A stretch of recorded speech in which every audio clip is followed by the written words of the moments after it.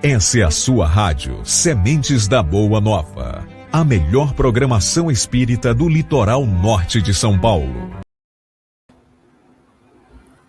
Uma boa noite a todos. Que a paz de Jesus esteja com todos nós. Que Ele siga sempre nos intuindo e nos iluminando para que a gente possa aproveitar as reflexões dessa noite. Nós estamos iniciando mais um programa Grão de Mostarda, a menor das sementes, que é um programa da Rádio Web Sementes da Boa Nova. Nós estamos também em parceria na transmissão desse programa pela Rede Amigo Espírita através do YouTube. Muito obrigada, Rede Amigo Espírita, por nos apoiar. E hoje nós estamos com o querido convidado Rafael Siqueira, da Sociedade Espírita Fraternidade de Niterói, Rio de Janeiro, que vai apresentar o tema A Vida dos Primeiros Cristãos. Seja muito bem-vindo, Rafael. Olá, olá, Eliana Araújo, que prazer em conhecê-la. Que prazer poder estar no programa pela primeira vez. Eu saúdo a cada um daqueles que estão nos ouvindo, nos vendo, que nos assistirão a posteriori, pedindo a Jesus, o amigo de todas as horas, possa nos envolver na sua paz. Rafael, muito obrigada por ter aceito o convite, pelo seu sacrifício de estar aqui com a gente domingo, trazendo essas reflexões que serão apresentadas aqui. É um grande prazer e uma grande alegria te conhecer e te receber nesse programa. Falar do Cristo é sempre uma alegria quando a gente está com irmãos que estão buscando o mesmo caminho. Eu queria dar uma boa noite a todos que estão chegando também, que sejam muito acolhidos por Jesus e que a gente possa aproveitar, então, as reflexões que serão apresentadas aqui. Rafael, é que a gente estava falando do Álvaro. Um beijo, Álvaro, vou comprar seu livro, hein? Rafael, passo a palavra para você e daqui a pouco eu volto, tá bom? Combinado.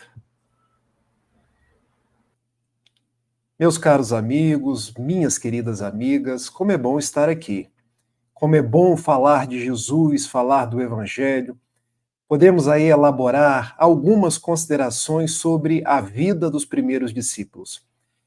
Eu quero saudar a cada um de vocês, pedindo aos nossos amigos espirituais que possam nos guardar, nos manter na sua paz. Desejo dar uma boa noite a Ione Cerqueira, que já mandou sua mensagem diretamente de Lauro de Freitas, na Bahia, pedindo inspiração para poder falar do livro do Atos dos Apóstolos. Quero também cumprimentar a Solange Fontoura, diretamente de Itapiranga, Santa Catarina. Quando nós conversávamos sobre o tema que nós abordaríamos na noite de hoje, ela quer sugerir um tema, Rafael? Eu falei, Eliana, pode sugerir você. Então eu vou pedir a Aba. Aba, para quem não sabe, quer dizer Deus. E ela faz uma oração. E segundo ela, abriu o livro e caiu o registro de Atos dos Apóstolos, no capítulo 2, versículo 43. Mas antes da gente fazer a leitura e trazer alguns comentários, eu quero falar da alegria de falar de Jesus. Eu quero dizer do contentamento em poder ter o Evangelho como guia seguro para os nossos passos. Bênção maior ainda é saber que Jesus nos enviou um Consolador, conforme as anotações de João. E hoje nós temos o Espiritismo como uma forma de reviver Jesus nos dias atuais. Daí, podermos viver lendo a Bíblia, lendo o Novo Testamento e tendo essa doutrina espírita que nos consola, que nos direciona, que nos guia os passos, é sempre uma bênção muito grande. Ele veio, pão da vida, luz do mundo. Tinha um olhar quente e profundo, e sublime tinha a voz. Ele veio, mãos vazias, desarmadas, nem escudos, nem espadas, só amor por todos nós. Toda noite sem estrelas, ele ilumina, e as nuvens mais escuras ele desfaz.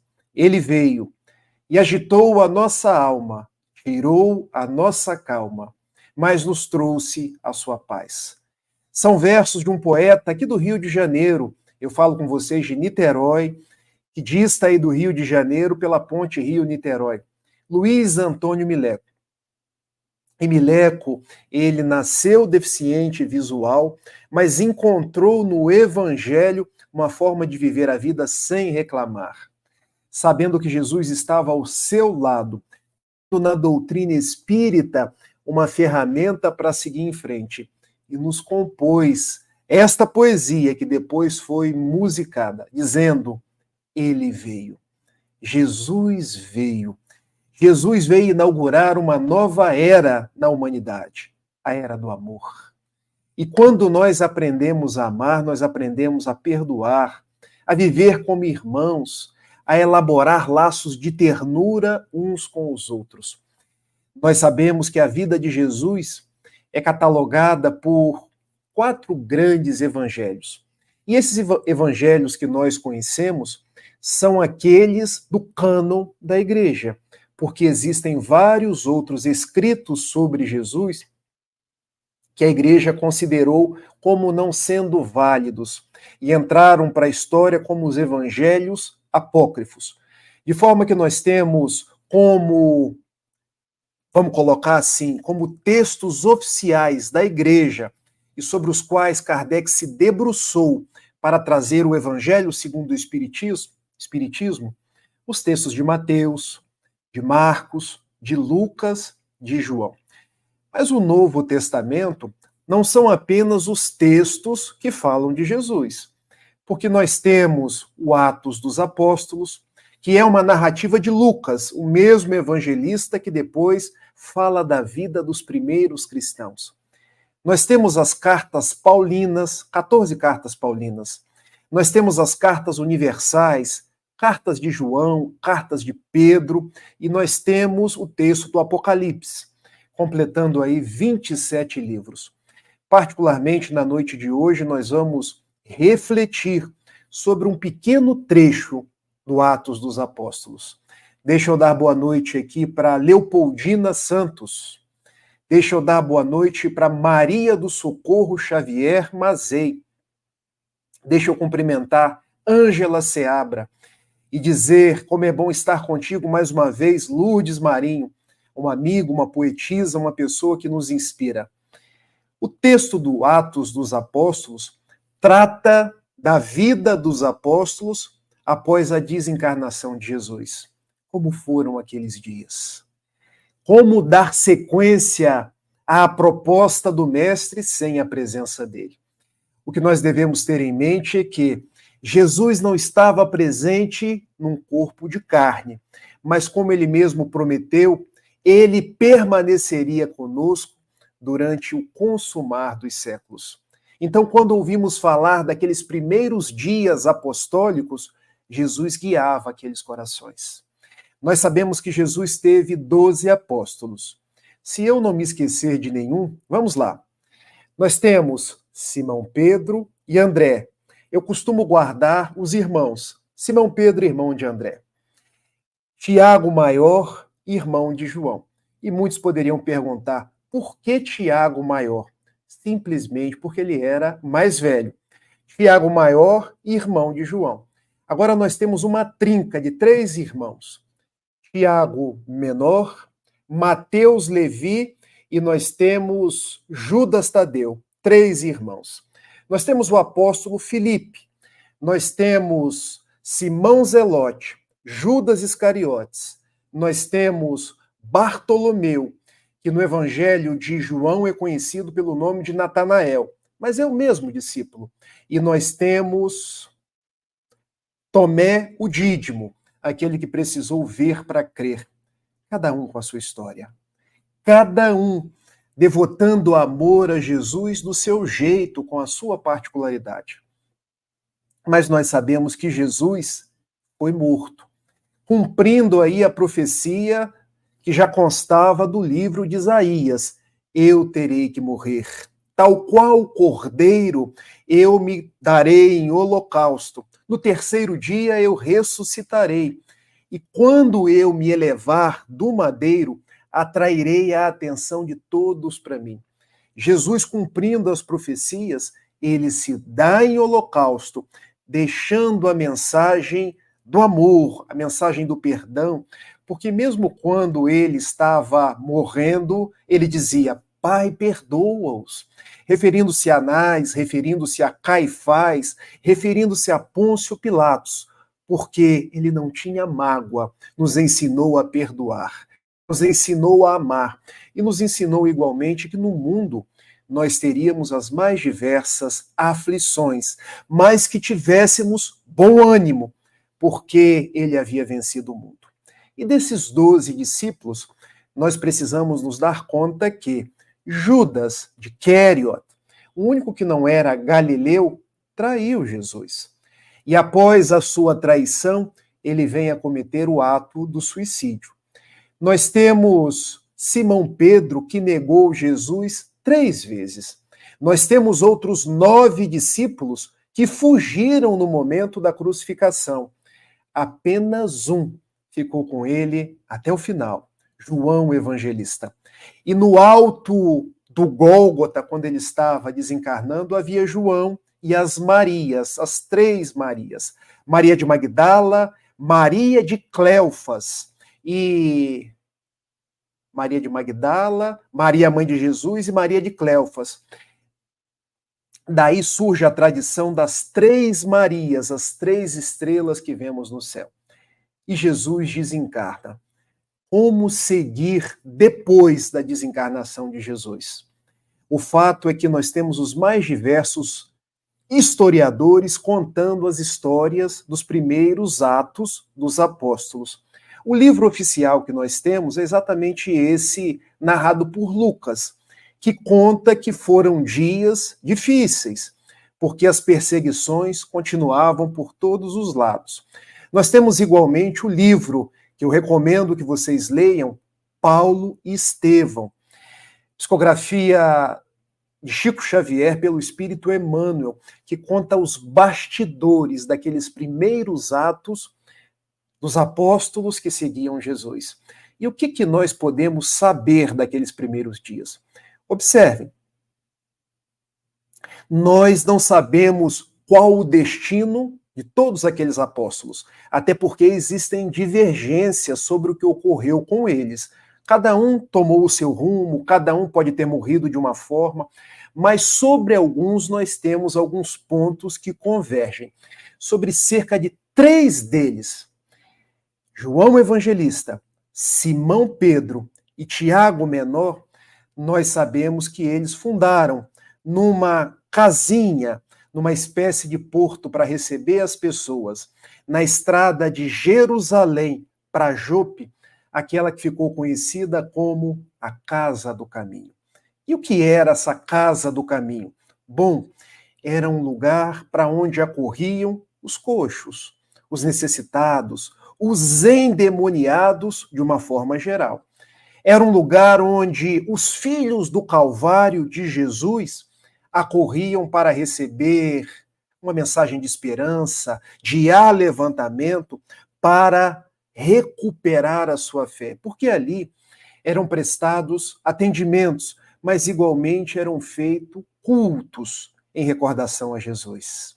Depois, posteriormente, nesse grupo de 3, juntam-se mais alguns, porque foram chegando pessoas. O próprio Saulo de Tarso. Saulo, em hebraico, quer dizer o orgulhoso, que se transforma Paulo de Tarso. Paulo, em latim, quer dizer pequeno. Depois se junta aquele grupo. E junta-se igualmente Barnabé, entre outros tantos. E como era a vida na Casa do Caminho? Como era a vida daqueles primeiros discípulos? É sobre isso que nós vamos falar aqui agora.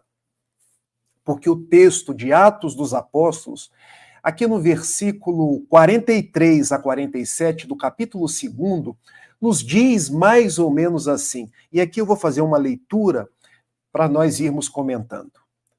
Havia temor em cada alma. Por que havia temor em cada alma? O que vai acontecer?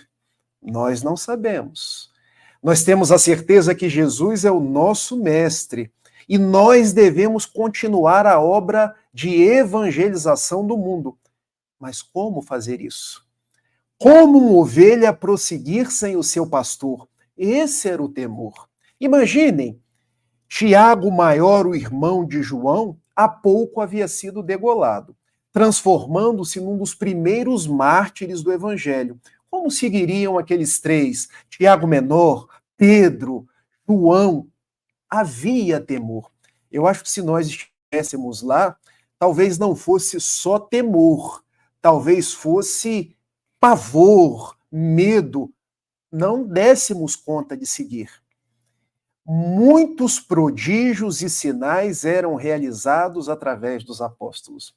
E nós vamos falar sobre esses prodígios e esses milagres, porque eu combinei de falar há algum tempo, depois a gente conversa. Todos os que criam estavam no mesmo lugar e possuíam todas as coisas em comum. Olha que interessante. Na casa do caminho, ninguém era dono de nada. Todos eram dono de tudo. Porque havia uma coletividade. Era uma verdadeira fraternidade, porque eram irmãos. Eram pessoas que se aglutinavam no interesse comum.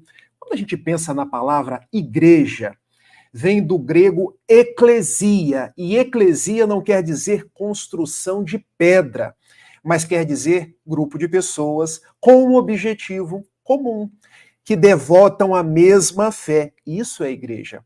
Com o tempo é que a palavra igreja começou a designar locais, construções, mas no sentido primitivo, quando nós nos reunimos, nós formamos uma comunidade, uma igreja. Não por outra razão, Jesus dizia, quando 2 ou 3 estiverem reunidos em meu nome, eu estarei presente. Isso é uma igreja. Vamos continuar? Vendiam as propriedades e os meios de subsistência e os distribuíam entre todos, conforme a necessidade de cada um. Ou seja, as pessoas viviam numa espécie de comunidade, onde cada um tinha de acordo com suas necessidades, cada um dava de acordo com suas possibilidades. Isso me faz lembrar, eu que quase fui um padre da Igreja Católica, de uma outra comunidade que nasceria séculos depois, mais particularmente aí no século XIII, quando Francisco de Assis também fundou uma ordem, a Ordem dos Frades Menores, com os mesmos princípios. Nós somos irmãos. Não há maiorais entre nós. Não há figura de destaque. Não há aquele que vai ser referenciado. Mas existem pessoas que trabalham para um interesse comum. Ou seja, a inspiração franciscana é a inspiração de Jesus, mas igualmente a inspiração dos primeiros cristãos. Vamos seguir. A cada dia, perseverando unânimes no templo, partindo o pão em casa, recebiam o alimento com alegria e simplicidade de coração. Olha que proposta. O pão era repartido. E quando se reparte o pão, alguém tem fome? Não. Porque se eu tenho meio pão e 2 pessoas, um não vai comer meio pão e deixar outro sem comer. Nós vamos repartir o pão. E aqui nós podemos nos lembrar dos discípulos de Emaús, depois que Jesus havia já desencarnado, porque eles andavam pela estrada. Quando alguém desconhecido começa a andar com eles, e eles perguntam, e eles se dão conta daquele caminhante desconhecido, e aquele caminhante, sobre o que vocês estão conversando? Ah, você não sabe? É que o nosso Senhor veio a morrer. Mas todo mundo sabe isso em Jerusalém e você não sabe? E aquele hóspede continuou caminhando. Quando, num determinado momento, eles foram fazer uma refeição. E aquele hóspede, aquele caminhante, resolve partir o pão. Quando parte o pão, eles se dão conta de que não era um simples caminhante, era Jesus. Jesus foi conhecido pela forma de partir o pão. E eis que os discípulos de Emaús pronunciam: Mestre, és tu. Fica conosco mais um tempo, porque já vem a noite e as nossas esperanças estão contigo. Então, da forma que eles aprenderam a ver Jesus repartir o pão, agora eles também repartiam, de modo que ninguém ficava sem um pedaço de pão.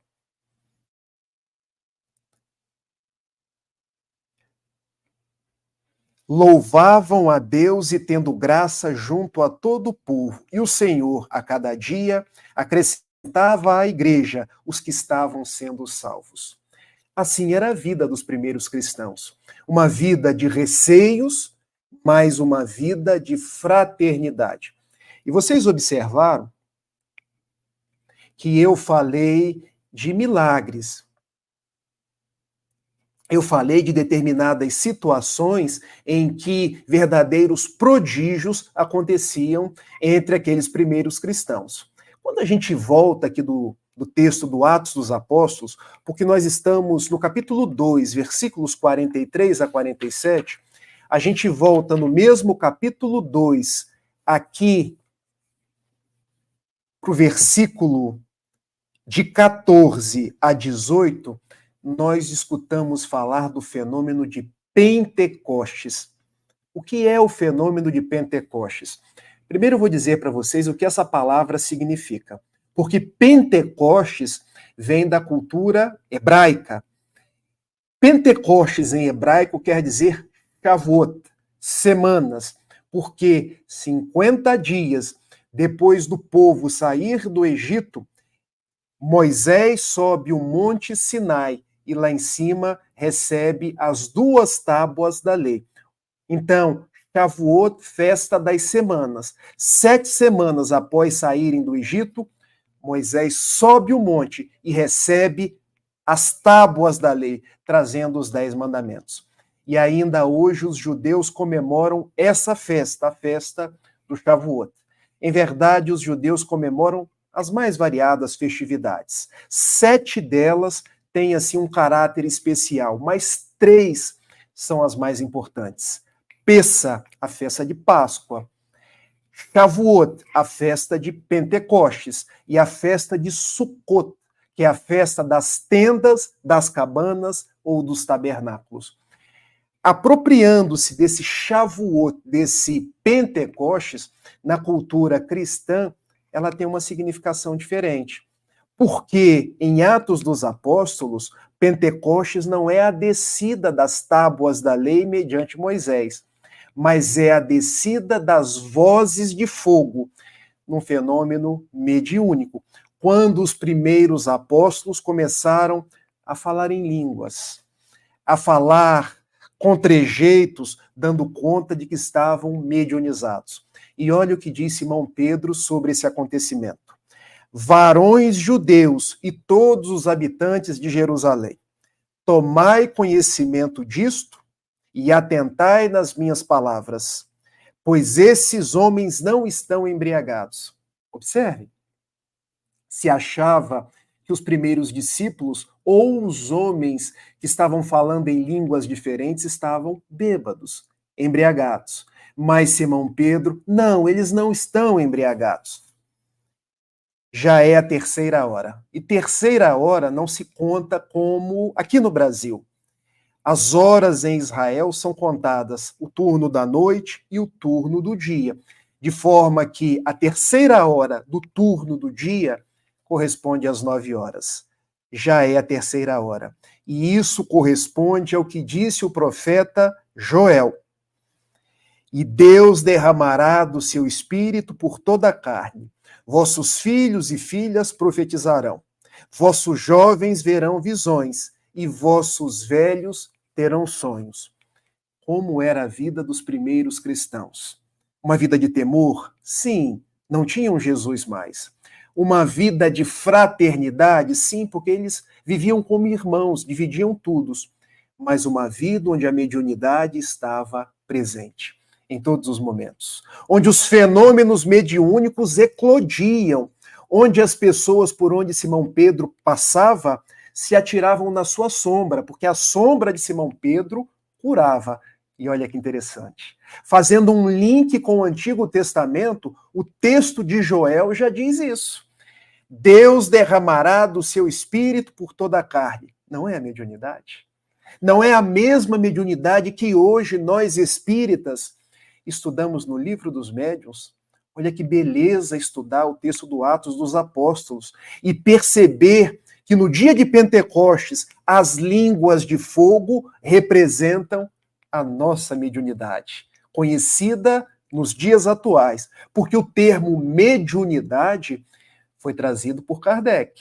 Mas desde que o homem conseguiu elaborar o seu psiquismo, ele já é capaz de comunicar-se com a pátria da imortalidade. Mas há uma outra característica daqueles cristãos primitivos, da forma como eles viviam, porque eles se tornaram grandes missionários. Prova disso é que quando a gente caminha um pouco do capítulo 2, agora partindo por capítulo 3 de Atos dos Apóstolos, há uma passagem de rica beleza.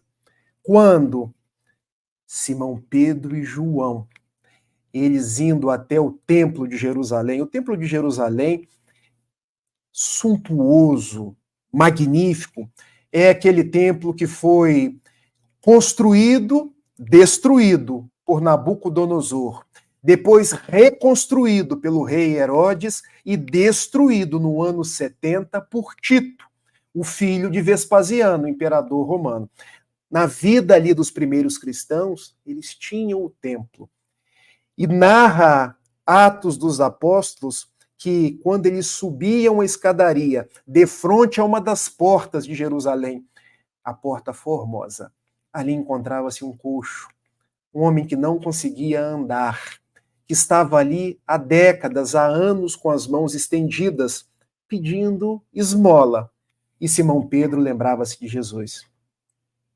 Enfiou a mão num bolso, nada tinha. No outro bolso, igualmente nada tinha. Mas ele disse palavras de vida eterna. Meu irmão, não tenho ouro, não tenho prata, mas o que eu tenho, eu te dou.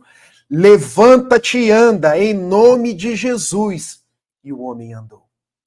Olha a beleza dessa passagem. Simão Pedro não só era médium, como praticava os mais variados milagres. Fazendo um estudo da palavra milagre, nós sabemos que o milagre não existe por si só, porque não há derrogação das leis naturais. O que há é uma manipulação de fluidos, como nós aprendemos com a doutrina espírita. Daí o que Simão Pedro fez foi manipular os fluidos sob a inspiração de Jesus e dos bons espíritos e permitir que aquele coxo andasse. Assim era a vida dos primeiros cristãos. Uma vida de entrega, uma vida de sacrifício, uma vida de mediunidade, uma vida de partilha, uma vida de trabalhos em prol de Jesus. Mas depois se junta àqueles 3 primeiros homens. Notem, eu disse no início que Jesus tinha 12. Um se suicidou, Judas. Outros 3 foram para a casa do caminho. E vocês poderiam me perguntar, Rafael, 12 menos 3 dá 9. Tá certo, gente? Tá, dá 9. Um se matou, que foi Judas, e os outros 8? Aí a gente vai ter que ler a obra espírita para saber o destino deles.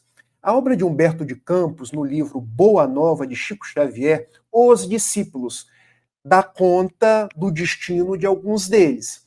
Nós sabemos que Tiago, o maior, morreu degolado. E os outros? Existe na literatura, não só espírita, mas católica, protestante, que cada um desses discípulos teria ido para uma parte do mundo. Pregar o evangelho, falar de Jesus. Há inclusive uma tradição que o apóstolo Tiago, maior, não teria sido degolado de imediato. Ele teria ido para a Espanha, o norte da Espanha. E Tiago, em hebraico, é Jacob.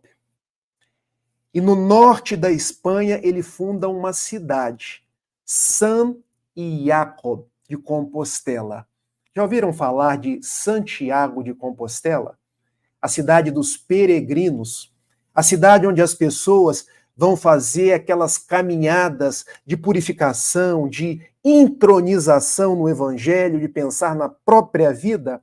Essa é uma tradição cristã. Então a gente sabe do destino de alguns deles, não de todos. O Paulo e Estevão nos fala desses três. Mas será que só com esses três o Evangelho teria conseguido chegar nos mais variados locais? Não. Foi preciso juntar-se mais alguém. Porque falar em cristianismo primitivo, sem relembrar da figura de Paulo de Tarso, nós não teríamos logrado êxito. E por que isso? Só existe o Espiritismo hoje, só existe o cristianismo hoje, porque um dia existiu Paulo de Tarso. Porque a proposta de João, a proposta de Simão Pedro, de Tiago Menor, era circunscrita a Jerusalém, talvez às cidades mais próximas. Foi por intermédio de Paulo que, agregando, primeiramente, os discípulos tinham um quê de preocupação com ele. Mas será? Será que os ideais dele são nobres? Porque ele perseguia cristãos. Ele mandou matar Estevão a pedradas. E agora será que ele vem ao nosso encontro para trabalhar para Jesus mesmo? O fato é que ele foi e tornou-se o apóstolo da gentilidade. Tornou-se um apóstolo de Jesus e começou a viajar para falar do Evangelho. Consta que Paulo fez 3 grandes viagens pela Ásia Menor pregando o Evangelho, naquele lugar que nós conhecemos como Anatólia, as mais variadas cidades. Anatólia hoje é a Turquia, que na época era conhecida como Ásia Menor. Panfilha, Perge, Antioquia da Psídia, entre várias outras cidades. Também Paulo de Tarso começou a escrever epístolas. E por que epístolas, gente?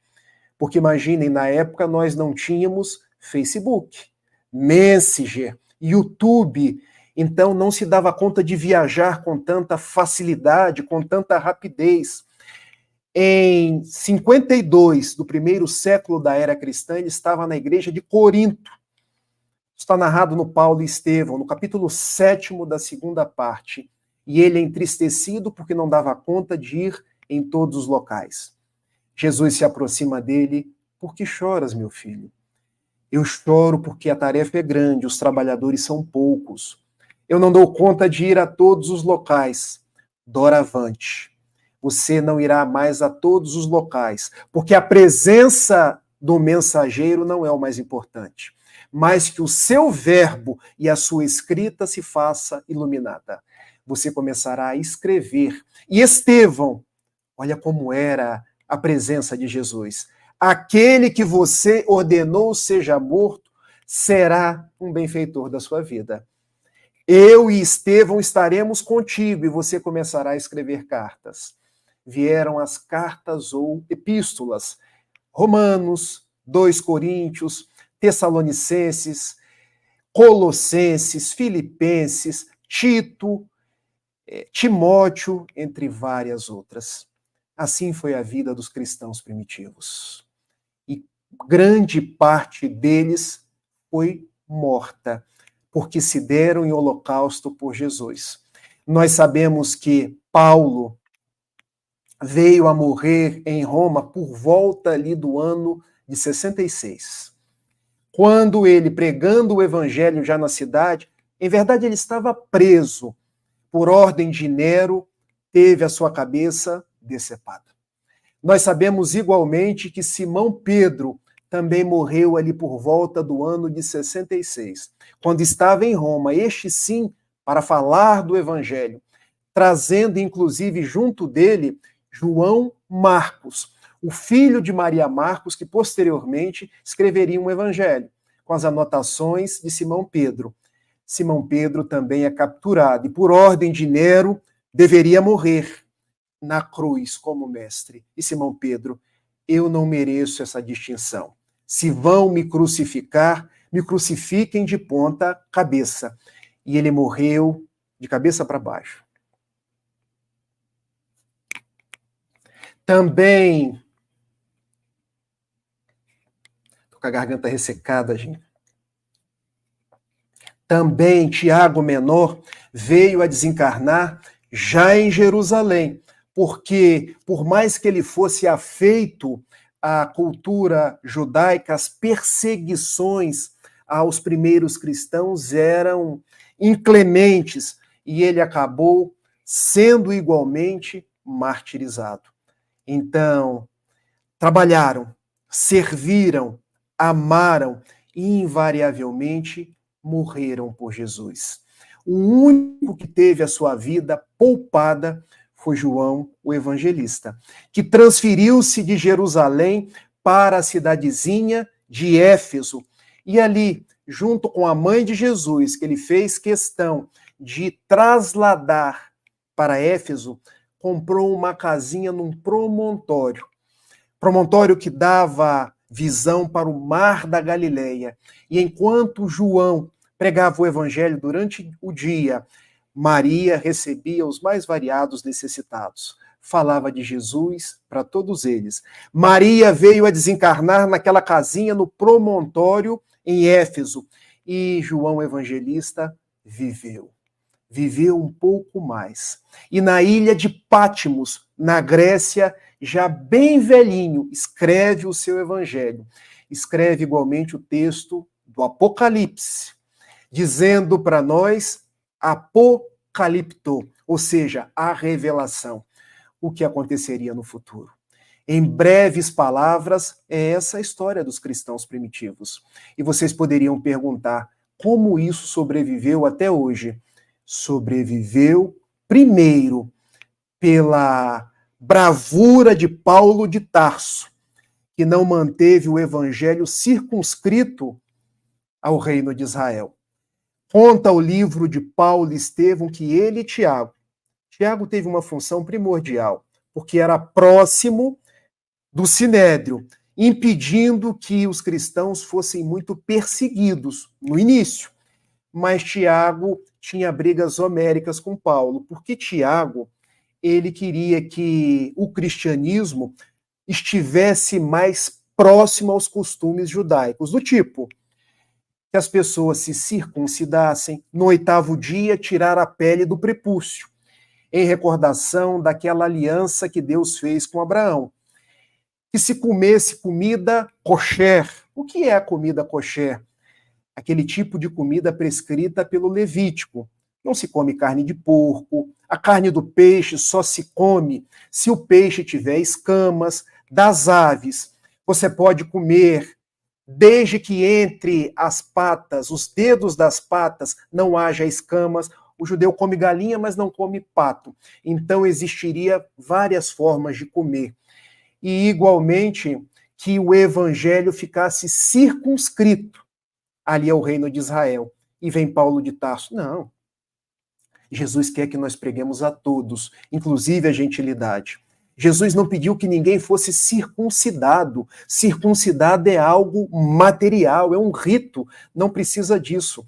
Não é o que entra pela boca que nos torna distintos, mas é o que sai da boca, porque sai do coração. Então, desses embates de Paulo, que começa a pregar o evangelho para todos, é que o evangelho se espalha. E hoje o cristianismo é a maior religião do mundo.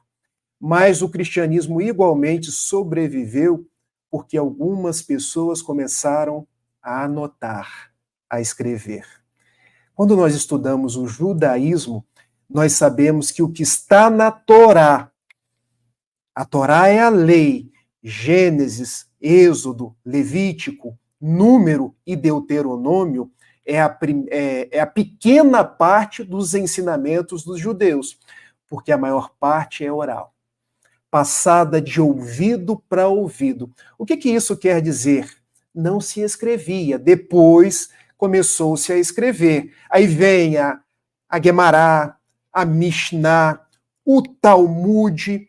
Já nas tradições cristãs, desde o início começou-se a escrever. Lembram-se que eu falei que Jesus tinha um discípulo que chamava Mateus Levi, ele estava sempre com Jesus. Jesus subia o monte para enunciar as bem-aventuranças, ele abaixava-se. Como um escriba, ele anotava. Bem-aventurados os pobres em espírito, bem-aventurados os que choram. Tanto isso é verdade que no texto do Paulo e Estevão, o apóstolo Paulo tem acesso ao evangelho ali pela década de 30. Como ele poderia ter acesso ao evangelho pela década de 30 se o evangelho de Mateus veio quase 30 anos depois, na década de 60? É porque antes do evangelho de Mateus, nós temos as anotações de Levi, que é o mesmo discípulo, que onde Jesus estava, ele tomava nota. Então Gamaliel teve acesso às anotações de Levi e passou para Paulo. E Gamaliel falou ainda mais. Acho que encontrei o tesouro da existência, o Evangelho de Jesus. Porque a terra prometida, dizia Gamaliel, não é um lugar físico. A terra prometida é o Evangelho. Graças a Mateus, nós temos o cristianismo hoje. Graças a João Marcos. Quem era João Marcos? João Marcos era sobrinho de Barnabé, que viajava com Paulo. Era filho de Maria Marcos, e era muito próximo a Simão Pedro. Lembram-se que eu disse que Simão Pedro morreu por volta do ano 66, crucificado de ponta cabeça em Roma? Antes dele morrer, ele falava, João Marcos, anota aí. Anota os feitos de Jesus, as ações desse homem incomum. E ele anotava. Tirou-se o João, ficou o Evangelho segundo Marcos. Detalhe, o Evangelho de Mateus, como ele foi escrito quase concomitantemente com Jesus vivo e no meio dos judeus, é aquele que mais se aproxima da cultura hebraica. O Evangelho de Marcos, como foi escrito por Marcos das recordações de Simão Pedro, evoca as ações de Jesus. Evoca os seus feitos, os seus milagres, as suas curas, porque Simão Pedro era alguém que prestava atenção na vida de Jesus, nas suas atitudes. Tanto isso é verdade que na cura da mulher morruíça, ele fala uma coisa muito interessante. Quem me tocou quando Jesus estava comprimido pela multidão? Simão Pedro, mas mestre, todos te tocam. Simão, Simão, alguém me tocou de uma forma especial, porque eu senti saindo de mim uma virtude. E lembrando-se de tudo isso, ele pedia, Marcos, anota aí. E anotou. O Evangelho de Lucas. Lucas não conviveu com Jesus. Lucas era um homem grego que começou a escrever o seu Evangelho pelas recordações de Maria. Porque Paulo foi até Maria para saber como foi a vida do seu mestre. Ele havia se encontrado com Jesus na estrada de Damasco, que o pediu, entra na cidade. E depois ele começa a pregar o Evangelho. Ele próprio, eu vou escrever um Evangelho. Mas deu-se conta que a sua tarefa não era escrever Evangelho, era viajar e falar de Jesus onde quer que estivesse. Mas como ele já tinha as mais variadas anotações, ele passa tudo para Lucas, que escreve o Evangelho segundo Lucas. E Lucas depois igualmente escreve o Atos dos Apóstolos. E o último Evangelho? O último Evangelho é o Evangelho de João. João foi discípulo, mas já escreveu velhinho, já escreveu muito idoso e distante dos fatos quando eles ocorreram. Por isso a diferença entre os 3 primeiros evangelhos, que foram escritos, tem divergência histórica, tá, gente? Por volta ali da década de 60, década de 70 do primeiro século. Por essa razão, são considerados evangelhos sinóticos. E por que sinóticos? Sine, sobre a mesma ótico, visão. Que nós devemos ler sobre a mesma ótica, a mesma visão, porque eles são muito próximos. Então a gente faz uma leitura comparada. Deixa eu ler aqui Marcos. Deixa eu ver como é que está isso em Mateus. E agora deixa eu ver como é que está isso em Lucas, porque os textos são próximos. Já o Evangelho de João é o Evangelho espiritual, porque ele já não se preocupa mais com os feitos, mas se preocupa com a espiritualidade. Tanto que começa No princípio era o Verbo, e o Verbo se fez carne, e o Verbo Nossa, falar essa palavra é difícil, hein?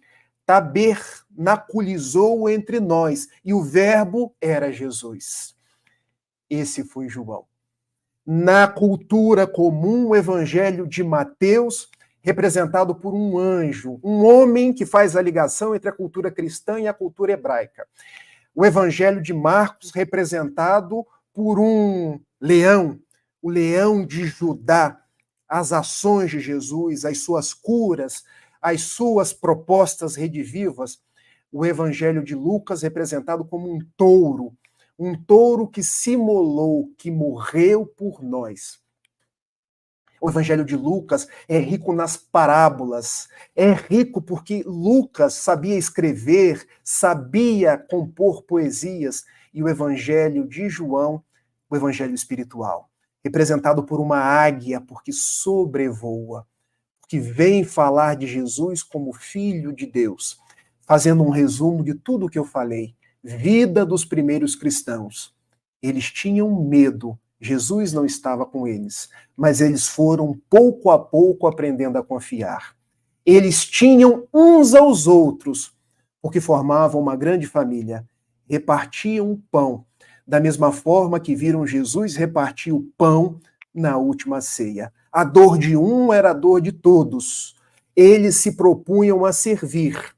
A vida dos primeiros discípulos, fatos mediúnicos, como o fenômeno de Pentecostes, quando eles começaram a receber espíritos e as pessoas, nossa, está todo mundo embriagado. Não, estavam todos mediunizados. Simão Pedro era um grande médium, João era um grande médium, até Tiago, menor, o filho de Alfeu, era um grande médium. Vida dos apóstolos, uma vida de milagres, porque como eles faziam milagres, curavam coxos, curavam endemoniados. Vida dos primeiros discípulos. Deram-se em holocausto para que hoje nós tivéssemos o Evangelho. Souberam morrer o corpo de carne, para que hoje a mensagem do Evangelho fosse viva, fosse rígida no meio de nós. Vida dos primeiros discípulos, porque chega um outro discípulo chamado Paulo, que começa, não é para pregar apenas aqui, é para pregar em todos os lugares. Não é um evangelho de dogmas, é um evangelho de espírito e verdade. Não é um evangelho onde a gente tem norma para isso, norma para aquilo. É um evangelho de Jesus ressuscitado para que nós aprendamos a amar. Salve a vida dos primeiros cristãos. Se não fosse por eles, nós não estaríamos domingo, dia 9 de junho de 2024, falando de Jesus, tendo a liberdade de pregar o amor, pregar a paz e procurar viver de uma forma consentânea com aquilo que o Mestre nos ensinou. Ele veio, pão da vida, luz do mundo. Tinha o olhar quente e profundo e sublime tinha a voz. Ele veio, mãos vazias, desarmadas, nem escudos, nem espadas, só amor por todos nós. Toda noite sem estrelas ele ilumina, e as nuvens mais escuras ele desfaz. Ele veio e agitou a nossa alma, tirou a nossa calma, mas nos trouxe a sua paz. Nós temos aí mais 10 minutos. Se tiver alguma pergunta, alguma consideração, eu estou à disposição para responder.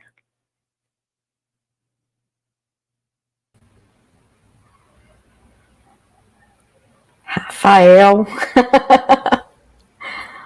Muito obrigada, Rafael, pelas reflexões. Aqui o pessoal deixou bastante comentário, mas não, por enquanto nenhuma pergunta ainda. Sobre a salvação, Rafael, no livro aqui, Palavras de Vida Eterna, aqui a gente vai refletir, Emmanuel vai refletir sobre esse conceito de salvação, né? Quando a gente vai ver ali no último versículo, 2:47 de Atos, quando está escrito louvando a Deus e tendo graça junto a todo o povo, e o Senhor a cada dia acrescentava à igreja o que estavam sendo salvos. E aí, aqui Emmanuel vai refletir sobre esse conceito de salvação, e muitas vezes a gente tem um conceito equivocado de salvação, né? A gente acredita que ser salvo significa se livrar de todos os riscos e alcançar só a suprema tranquilidade. A gente busca uma vida isenta de dificuldade, de desafios, e a gente quer buscar a paz absoluta. Eu queria que você refletisse um pouquinho sobre o conceito de salvação que o Cristo veio trazer através do exemplo de vida deles e dos próprios, os primeiros cristãos. Nossa, a palavra salvação, durante os séculos, ela foi motivo de tantos cismas, de tantas, vamos colocar assim, dissonâncias entre os historiadores e as propostas religiosas. Por quê? Eu venho da religião católica, pude também estudar um pouco da religião protestante. E o que nós aprendemos na igreja? Quando a gente abre ali o texto de Romanos, a carta de Paulo aos Romanos, a gente se dá conta que o justo viverá pela fé. O próprio Emmanuel comenta essa passagem. Se acreditares em Senhor Jesus, no Senhor Jesus, como aquele que ressuscitou dentre os mortos, aquele que é o Filho de Deus, encontrarás a salvação. Então, muitas vezes se pensa a salvação como um processo de crença. Basta crer, basta aceitar. Daí, nos dias atuais, se fala tanto em aceitar Jesus. Mas o processo de salvação, essa palavra é até muito pesada. Não é um processo que envolve apenas fé, envolve atitude. Porque, veja, o nosso compromisso quando estamos encarnados não é apenas crer, porque crer é um processo mais superficial. A gente pode acreditar e continuar fazendo tudo do mesmo jeito, continuar sendo uma pessoa ruim, que comete os mais variados equívocos. Então, o nosso processo deve ser um processo de conduta. Conduta no bem, conduta no amor, conduta de a cada dia buscar ser uma pessoa melhor. Por essa razão, é que quando Allan Kardec ele trouxe a doutrina espírita, no capítulo 15 de O Evangelho segundo o Espiritismo, ele substituiu a palavra crença, a palavra fé por caridade. Fora da caridade não há salvação. Porque nós estamos no mundo para amar, para servir, para procurarmos ser pessoas melhores, para fazermos curvas de ternura uns com os outros. Daí, se pensarmos salvação apenas como sendo um processo de acreditar numa religião, de crer em Jesus, nós podemos compreender apenas um passo. Mas o passo decisivo, vamos dizer assim, a segunda milha, é quando a minha fé se transforma em obras. Daí nós entendemos por que o apóstolo Tiago, na sua carta, capítulo 2, versículo 17, e também no próprio capítulo 2, versículo 16, ele nos coloca: a fé sem obras, ela é morta. Retomando aqui então o finalzinho, acrescentava à igreja os que estavam sendo salvos. A salvação aqui, eu não vejo como um processo de salvação por aderir tão somente ao cristianismo. A nossa interpretação não pode ser uma interpretação literal. A nossa interpretação tem que ser: estavam sendo salvos por se proporem uma vida diferente, por verem o exemplo dos primeiros cristãos. Porque vejam, o que foi a vida de Pedro? Ele entrou para dentro da casa do caminho e fazia culto o dia inteiro, de manhã, de tarde, de noite, e pregava o evangelho. Não. Quando a gente lê Atos dos Apóstolos, ele recebia prostitutas, ele recebia esfaimados, ele recebia ladrões, ele recebeu o próprio Paulo, que dava pedradas em cristãos e agasalhou aquele coração. O que foi a vida de João, o evangelista, que pregou posteriormente na cidade de Éfeso, no meio do povo. Então a salvação não é um processo de eu me encastelar na minha fé. e achar que a minha fé é o salvo-conduto que me leva a Jesus. A fé é importante. O salvo-conduto é quando eu procuro ser um Rafael melhor, um pai melhor, um marido melhor, um melhor profissional na empresa onde eu trabalho. Daí nós precisamos ver salvação sobre um sentido amplo, para que a gente não comece a repetir da mesma forma que nós já fizemos no passado.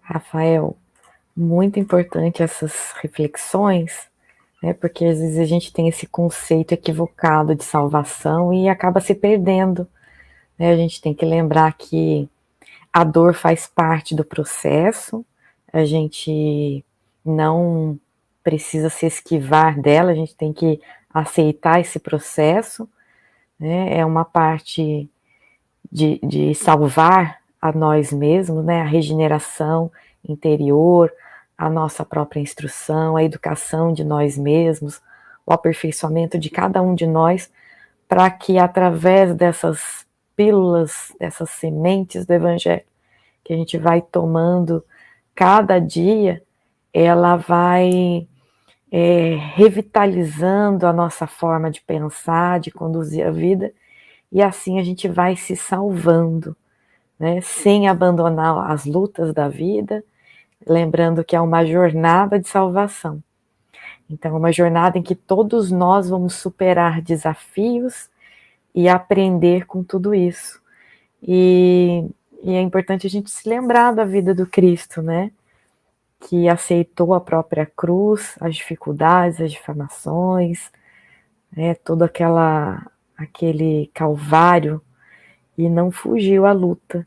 Então, às vezes a gente entende que se salvar é apenas estudar o Evangelho, ou apenas adorar o Cristo, ou nos comprometermos de alguma forma em estarmos presentes nos centros espíritas, trabalhando com a caridade de forma exterior, esquecendo que a maior obra que nós temos que fazer é a obra da regeneração interior do nosso próprio coração, aceitando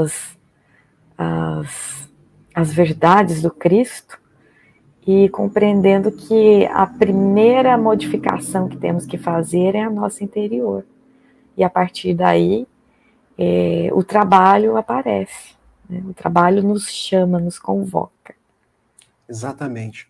Há uma passagem belíssima do benfeitor Emmanuel, a passagem inicial do livro Caminho, Verdade e Vida.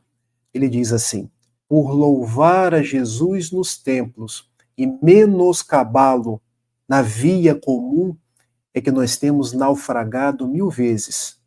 Ou seja, a salvação não é um compromisso de louvor, porque louvar a gente sabe, crer a gente sabe, professar com os lábios, conforme está lá no profeta Isaías, a gente sabe. O problema é que muitas vezes o nosso coração está distante dele. Então a salvação, se eu assim posso dizer, é aproximar o coração de Jesus. Porque quando eu aproximo o meu coração de Jesus, eu me torno uma pessoa mais dócil, mais humana, uma pessoa que respeita o meu semelhante, uma pessoa que aprende a amar em qualquer circunstância. Por isso, o benfeitor Emmanuel dizia: Senhor, ensina-me a orar sem esquecer do trabalho, a dar sem olhar a quem, a servir sem perguntar até quando, a sofrer sem magoar, seja quem for, e a progredir sem perder a simplicidade. Nós não estamos no mundo para construir castelos exteriores, mostrar para as pessoas a beleza da nossa fé. Nós estamos no mundo para construir a nossa fé, o nosso propósito dentro de nós. E quando a gente constrói dentro de nós, a gente vai se salvando. Porque eu não preciso ser salvo para você ver. Porque muitas vezes é isso que eu espero. Olha o Rafael, mas está fazendo tanta coisa boa. Eu vou bater palma para ele. Não. Isso é externo. A salvação é quando eu começo a sentir paz íntima de estar se aproximando de Jesus. Ficar com a consciência tranquila. Eu deito no travesseiro à noite e eu durmo. Por mais que o mundo não me compreenda, eu estou fazendo a minha parte. Uma vez um repórter chegou para Madre Teresa de Calcutá, e eu tenho uma devoção a essa senhora, porque ela muito amou. Madre, você não acha que o seu trabalho lá na Índia é apenas uma pequena gota no oceano? Aliás, na Índia tem mais de 1 bilhão de pessoas. Você está tomando conta de meia dúzia e acha que está fazendo alguma coisa? E ela respondeu, meu filho, você tem razão. O meu trabalho é uma gota, mas sem essa gota o oceano ficaria menor. Nós somos essa gota. Mas essa gota é importante.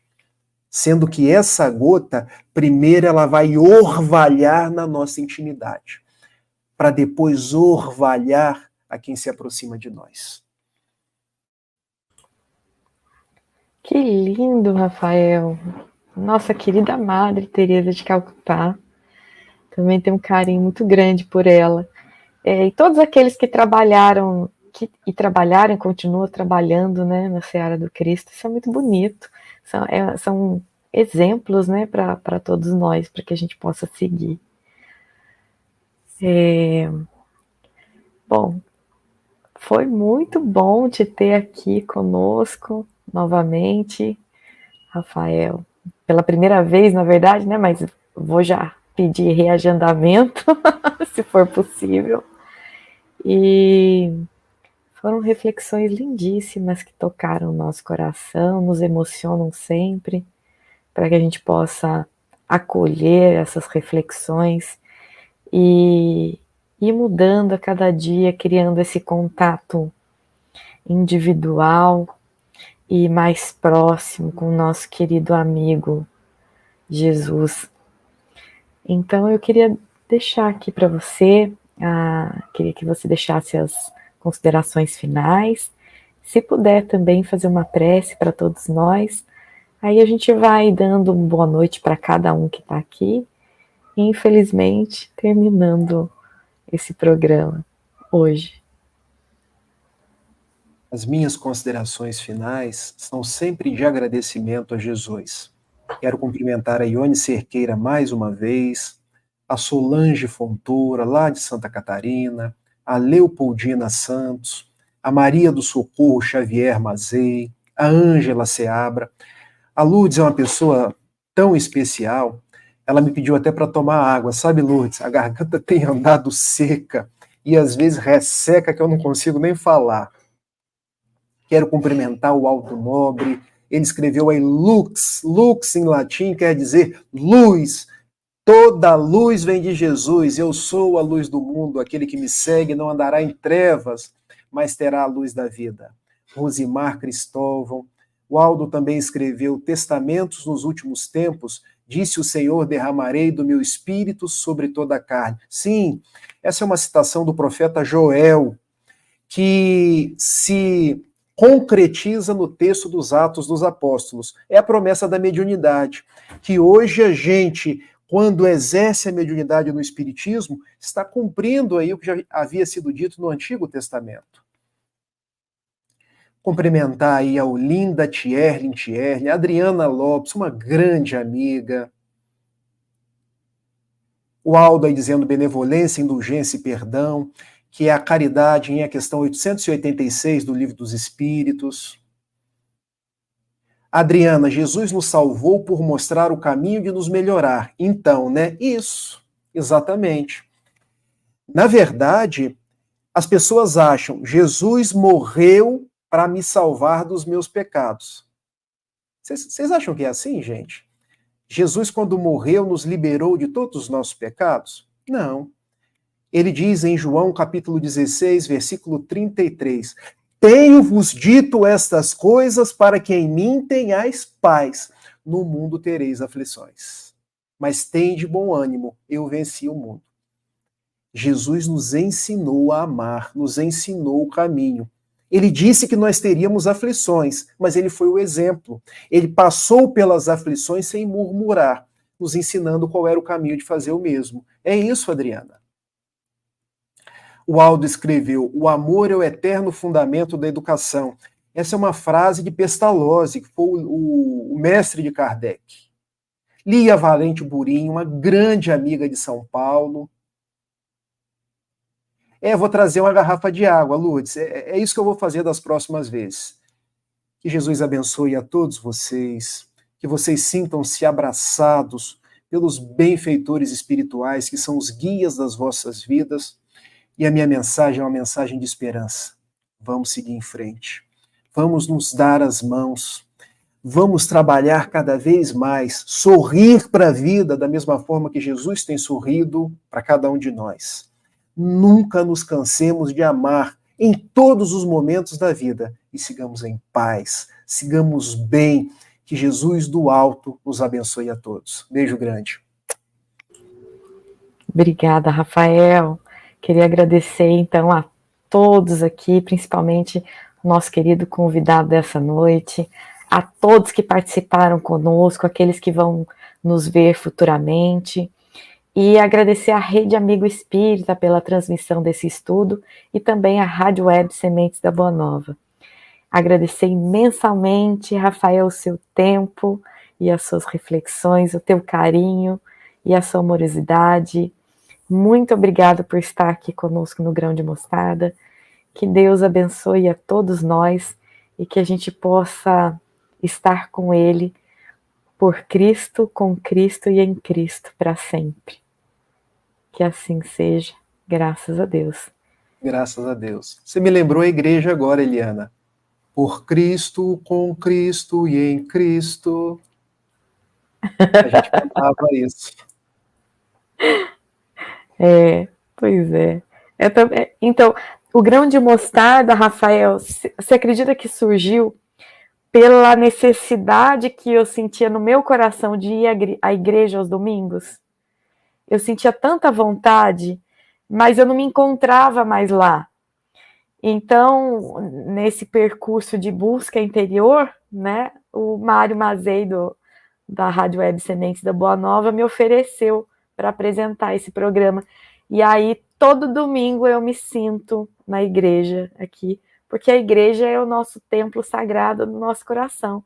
E aí, cada vez que eu recebo um estudioso que nos aproxima mais perto, né, do coração de Cristo, eu sinto aquela proximidade que a gente sempre buscava todo domingo. E é tão bom, é muito bom. Eu conheci tanta gente boa. E é uma experiência única que a gente vai conhecendo as pessoas, sabe, Rafael? E eu me lembro que em um determinado determinado momento da minha vida eu pedi assim, falei, Cristo, me auxilia a enxergar a vida, né, e os outros com os teus olhos, porque meu olhar está muito turvo, né? Foi um momento de dificuldade, sombra interior mesmo. E aí surgiu esse programa, e cada um que vinha aqui no Grão de Mostarda, Deus me concedeu aquela experiência única, e que se repete a cada domingo. Quando vem esse convidado, eu sei que o olhar e o sentimento não é meu, porque eu não conheço essas pessoas que vêm no Grão de Mostarda. Mas sinto profundamente um olhar, um carinho e um amor por eles, como se eu os conhecesse há muito tempo. Então eu sei que não é o meu olhar, mas é a oportunidade que Deus nos oferece para que a gente possa enxergar através dos olhos dele. E esse contato, então, é o que nos renova cada semana, e é muito bom. É isso. Vamos orar, então. Vamos. Pode começar. Oh, Jesus, como é bom estarmos aqui. Deixa-nos agradecer pela bênção da vida, pela proposta da reencarnação. Deixa-nos agradecer pela família e pela oportunidade de hoje na doutrina espírita, com Cristo, por Cristo e em Cristo, dizer que nós te amamos e queremos seguir em frente.